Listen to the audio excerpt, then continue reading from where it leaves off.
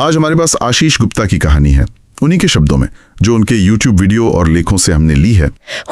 ये कहानी अयोध्या की एक साधारण गली से शुरू होकर कॉर्पोरेट जगत की ऊंचाइयों तक जाती है और फिर एक ऐसे मोड़ पर पहुंचती है जहां सफलता के जो मायने हैं ना, वो पूरी तरह बदल जाते हैं। तो हमारी आज की पड़ताल का मिशन नहीं समझना है कि कैसे एक के बाद एक आई चुनौतियों ने न केवल उन्हें तोड़ा, बल्कि सफलता और जिंदगी के प्रति उनका पूरा नजरिया ही बदल दिया। और पता है, जो चीज इस कहानी को खास बनाती है वो ये है कि ये सिर्फ संघर्ष से सफलता की एक और कहानी नहीं है। अच्छा, ये एक मानसिकता के टूटने और फिर एक ज्यादा मजबूत रूप में दोबारा बनने की कहानी है। मतलब नजरिए की बात है सारी। बिल्कुल, कि बाहरी हालात चाहे कितने भी खराब क्यों ना हो, इंसान अपने अंदर क्या सोचता है उससे सब कुछ बदल सकता है। तो चलिए इस कहानी को बिल्कुल शुरू से पकड़ते हैं। आशीष का बचपन अयोध्या के एक निम्न वर्गीय परिवार में बीता। वो खुद बताते हैं कि घर में पढ़ाई का माहौल मतलब था ही नहीं। बचपन पतंग लूटने और कंचे खेलने में गुजर रहा था। और शायद इसी माहौल से निकालने के लिए दूसरी क्लास में ही उनके पिता ने उन्हें उनकी बुआ के घर भेज दिया, ताकि परवरिश थोड़ी बेहतर हो सके। और ये उनकी जिंदगी का पहला बड़ा बदलाव था, घर से दूर जाना। हाँ, और वहाँ 4 साल रहने के बाद उनके अंदर एक बीज पड़ा कुछ कर दिखाने का। वो उसे एक्सट्रीम डिजायर कहते हैं। एक अच्छा इंसान बनने की और कुछ बड़ा करने की तीव्र इच्छा। बिल्कुल। और इस इच्छा का असर भी मतलब साफ साफ दिखा। उन्होंने मेहनत की, 10वीं में 80% ले आया और 12वीं में तो गणित और भौतिकी जैसे विषयों में 87 से 92% तक अंक थे उनके। सोचिए, एक ऐसा लड़का जिसके घर में कोई पढ़ने लिखने वाला नहीं था, वो भारत के सबसे बड़े इंजीनियरिंग कॉलेज IIT का सपना देख रहा था। लेकिन यहीं कहानी में पहला बड़ा झटका आता है। IIT वाला? हाँ, IIT में जाने के लिए वो कानपुर गए तैयारी करने। 1 साल की कड़ी मेहनत की, लेकिन सिलेक्शन नहीं हुआ। किसी भी सरकारी कॉलेज में नहीं हुआ। और परिवार की आर्थिक हालत ऐसी नहीं थी कि प्राइवेट कॉलेज की फीस दे सकें। सपना टूट गया। ये किसी भी युवा के लिए एक बहुत बड़ा धक्का होता है। इसका असर सिर्फ उनके करियर पर नहीं, घर के माहौल पर भी पड़ा होगा। बहुत गहरा असर पड़ा। ये उनकी जिंदगी का पहला बड़ा फेलियर था, है ना? तो पिता नाराज रहने लगे कि दुकान में हाथ क्यों नहीं बटाते। हाँ, और तनाव इतना ज्यादा बढ़ गया कि एक बहुत छोटी सी घटना ने सब कुछ बदल दिया। वो टूथपेस्ट वाली घटना। वही। एक दिन दुकान से सिर्फ एक टूथपेस्ट लेने पर उनके पिता उन पर बुरी तरह बरस पड़े। और ये सिर्फ टूथपेस्ट की लड़ाई नहीं थी, ये आत्मसम्मान पर चोट थी। बिल्कुल। उस एक पल में उन्हें शायद एहसास हुआ कि जब तक वो आर्थिक रूप से किसी पर निर्भर हैं, उन्हें वो सम्मान नहीं मिलेगा। और उन्होंने फैसला कर लिया। उसी दिन घर छोड़ दिया और अपने दादा के एक टूटे फूटे वीरान से मकान में शिफ्ट हो गए और कसम खाई कि आज के बाद किसी से एक पैसा नहीं लेंगे। तो IIT का सपना टूट गया, घर से भी एक तरह का नाता टूट गया। अब सवाल था कि जिंदा कैसे रहा जाए, वो भी बिना किसी से पैसा लिए। यहीं से उनकी असली लड़ाई शुरू होती है। हाँ, यहीं से आत्मनिर्भरता की असली परीक्षा शुरू हुई। उन्होंने BSc में एडमिशन तो ले लिया, पर कॉलेज जाने का टाइम ही कहाँ था। कभी मिला ही नहीं। पेट पालने के लिए सारा दिन ट्यूशन पढ़ाते थे और शुरुआत तो बहुत बहुत मामूली थी, 2 बच्चों को पढ़ाने के सिर्फ 250 रुपए महीना। और इसका असर उनकी अपनी पढ़ाई पे तो पड़ना ही था। सीधा असर पड़ा। और विडंबना देखिए, जिस लड़के के 10वीं में गणित में 92% नंबर थे, वो BSc फर्स्ट ईयर में गणित में ही फेल हो गया। हाँ, ये एक और बड़ा झटका था। लेकिन इस बार उन्होंने हार नहीं मानी, बैक पेपर दिया और अच्छे नंबरों से पास हुए। शायद पहली बार उन्हें समझ आया कि असफलता अंत नहीं है। बिल्कुल, प्रक्रिया का एक हिस्सा है। फिर वो बेहतर मौकों की तलाश में लखनऊ चले गए। यहाँ जिंदगी आसान हुई या और मुश्किल? पैसे तो बेहतर मिलने लगे, लेकिन मेहनत 2 गुने से भी ज्यादा हो गई। उनका रूटीन तो हैरान करने वाला है। हाँ, मैंने भी पढ़ा। वो बताते हैं कि वो दोपहर 2:30 बजे घर से निकलते थे और एक के बाद एक ट्यूशन पढ़ाते हुए रात के 12 बजे वापस आते थे। फिर खाना बनाना और सुबह 5:30 बजे की अगली ट्यूशन के लिए जागना। 1 मिनट, इस रूटीन में सोने का समय कहाँ है? वो खुद बताते हैं कि लगभग 2 महीने तक वो रात में सोए ही नहीं। ये सुनने में भी अविश्वसनीय लगता है। इस दौर ने उन्हें बनाया या तोड़ा? मुझे लगता है दोनों। शारीरिक रूप से इसने उन्हें निचोड़ दिया होगा, लेकिन मानसिक रूप से इसने उन्हें फौलाद बना दिया। ये वो दौर था जब उन्होंने जाना कि वो किसी भी हालात में बिना किसी के सहारे के टिक सकते हैं। वो जो सेल्फ मेड होने का आत्मविश्वास होता है, वो यहीं से आया होगा। बिल्कुल, लेकिन वो ये भी जानते थे कि ट्यूशन पढ़ाना कोई लॉन्ग टर्म करियर नहीं हो सकता। तो एक तरफ वो जैसे तैसे गुजारा कर रहे थे, दूसरी तरफ एकेडमिक रूप से भी पिछड़ रहे थे। इस चक्रव्यूह से वो बाहर कैसे निकले? कॉर्पोरेट दुनिया में एंट्री तो काफी अचानक हुई थी। एक मजबूरी में लिया गया फैसला था, कह सकते हैं। उन्होंने अखबार में पुणे की एक फार्मा कंपनी का विज्ञापन देखा, इंटरव्यू दिया और चुन लिए गए। और वो किस्सा भी है कि उनके पास इंटरव्यू के लिए एक टाई तक नहीं थी। हाँ, जो उन्होंने अपने एक स्टूडेंट की माँ से मांगी थी।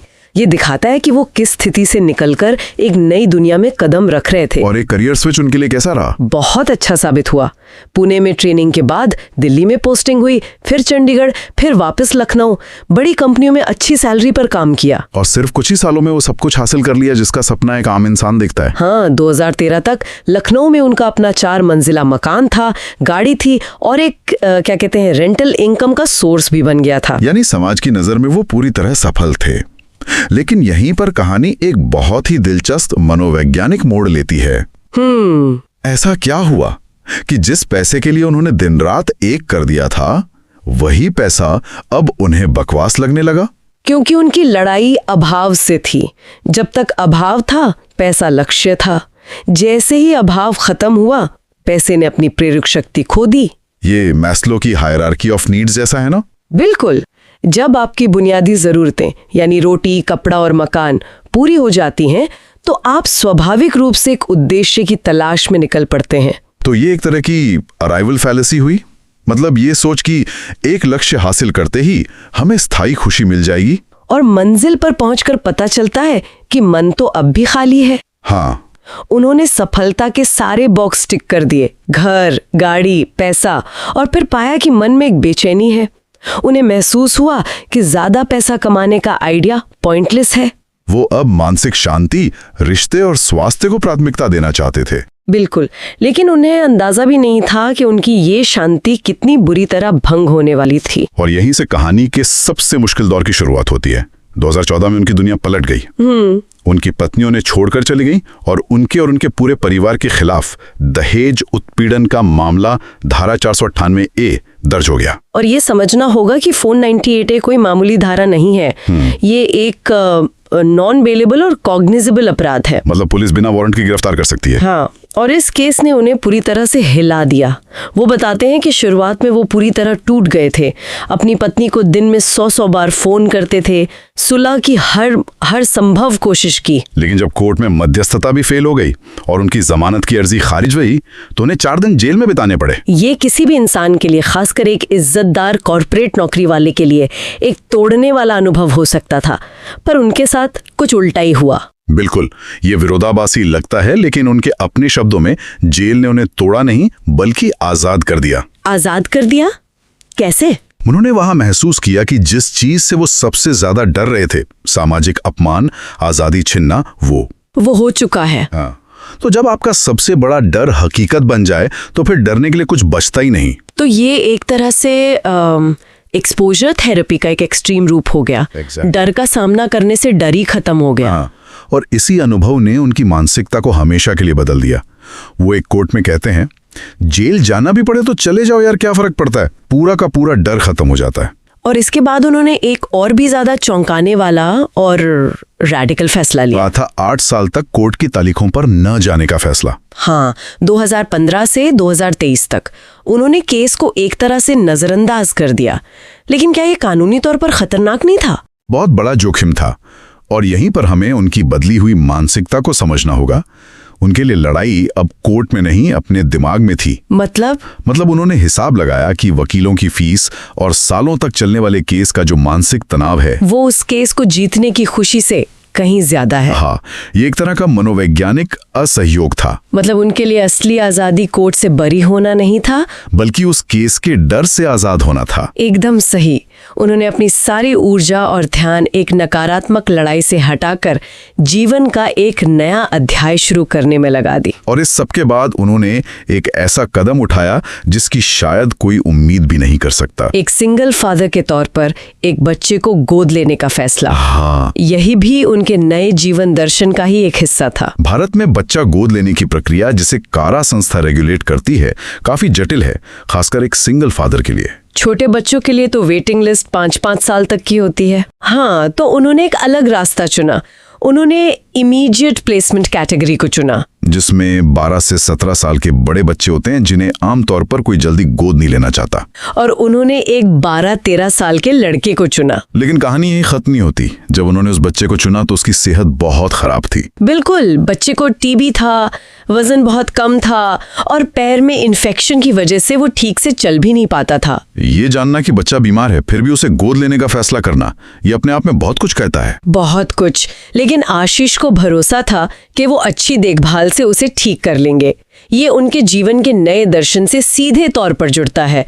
वो शायद उस बच्चे को वो सहारा देना चाहते थे जो उन्हें अपनी जिंदगी के मुश्किल दौर में कभी नहीं मिला। दूसरों की सेवा में अपना उद्देश्य खोजना। हाँ, और नतीजा शानदार रहा। सिर्फ 3 महीने के अंदर बच्चे की सेहत में जबरदस्त सुधार हुआ। वो ठीक से चल फिर रहा है, साइकिल चलाना सीख रहा है। और सबसे जरूरी बात, उन दोनों के बीच एक मजबूत रिश्ता बन रहा है। आज वो अपनी कंपनी digitalysuccess.com चलाते हैं और मानव व्यवहार और रिश्तों पर अपने अनुभव साझा करते हैं। तो अगर हम इस पूरी कहानी को जोड़कर देखें तो हमारे हाथ क्या लगता है? मेरे ख्याल से ये कहानी एक ही शब्द में सिमट जाती है, मानसिकता, माइंडसेट। ये दिखाती है कि कैसे घर छोड़ने से लेकर IIT में फेल होना, कॉर्पोरेट सफलता का खोखलापन, एक भयानक कानूनी लड़ाई से गुजरना और फिर एक सिंगल फादर बनना, हर अनुभव ने उनकी सोच को एक नया आकार दिया और उनकी सफलता की परिभाषा ही बदल गई पूरी तरह से। उनके लिए असली सफलता पैसा या आलीशान घर नहीं, बल्कि मन की शांति है, अपनी शर्तों पर जिंदगी जीना है और दूसरों के जीवन में एक सकारात्मक बदलाव लाना है। उन्होंने पारंपरिक सफलता के शिखर को छुआ और फिर उसे छोड़कर अपना एक नया, ज्यादा सार्थक रास्ता बनाया। आशीष की कहानी व्यक्तिगत जीत और अटूट आत्मनिर्भरता की एक मिसाल तो है ही, लेकिन यह एक महत्वपूर्ण सवाल भी खड़ा करती है। और वो सवाल ये है कि एक व्यक्ति को एक सामान्य शांतिपूर्ण जीवन जीने के लिए अगर अपने ही परिवार, समाज और यहाँ तक कि न्याय व्यवस्था से इस हद तक लड़ना पड़े, तो ये व्यक्तिगत जीत के साथ साथ हमारे सिस्टम पर भी क्या टिप्पणी करता है, इस पर सोचने के लिए हम आपको छोड़ जाते हैं।